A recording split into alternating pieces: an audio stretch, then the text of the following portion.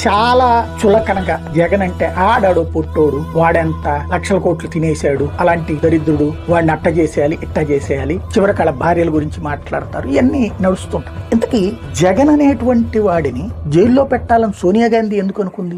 ఎందుకు సోనియా గాంధీ జగన్ గురించి భయపడింది? తన చెప్పు చేతల్లో నుంచి జారిపోతుందని జగన్ ని జైల్లో పెట్టించింది అంటే అతను శక్తివంతుడా బలహీనుడా? నెంబర్ 2, కాంగ్రెస్ గవర్నమెంట్ కేంద్రంలో రాష్ట్రంలో ఉండగా బస్తీమే సవాల్ అని చెప్పి నిలబడి ఎన్నికల్లో పోటీ చేసి మామూలు విజయం కాదు, భారతదేశంలో అంతకంటే రికార్డు ఈ రోజు వరకు ఎవరికి లేదు. ఆ స్థాయి విజయం సాధించినటువంటి వాడు ఆఫ్టరాలేనా? ఆ తర్వాత చూసుకుంటే సోనియాకి అంటే చాలు నీ మీద కేసులు ఉండవు, నీకు కేంద్ర మంత్రి పదవి ఇస్తారు అని చెప్పిన వినకుండా 16 నెలల పాటు జైల్లో ఉన్నటువంటి వాడు అసమర్థుడేనా? ఆ తర్వాత 16 నెలల జైలులో ఉండి పార్టీ పెట్టి జైలులో ఉండి ఎన్నికల్లో రాజీనామాలు చేసినటువంటి అతన్ని నమ్మి రాజీనామాలు చేసిన ఎమ్మెల్యేలు, మరి అతను అంత తెలివి తక్కువ అసమర్థుడా? 2014లో పోటీ చేస్తే 45% ఓట్లు ఎట్లా వచ్చినాయి? పాదయాత్ర చేసి ఏకంగా 151 సీట్లు ఎట్లా సాధ్యమైంది? అతను అసమర్థుడైతే 6 పార్టీల కూటమి, 3 పార్టీలు ప్రత్యక్షంగా, 3 పార్టీలు. ఆఫ్టర్ ఆల్ జగన్ లో ఏముందని 6 కలవాల్సి వచ్చింది?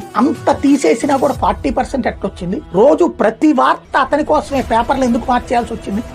పదే చంద్రబాబు, పవన్ కళ్యాణ్ పదే పదే మాట్లాడుతున్నారని ఎందుకని అంత భయపడేటటువంటి పరిస్థితి?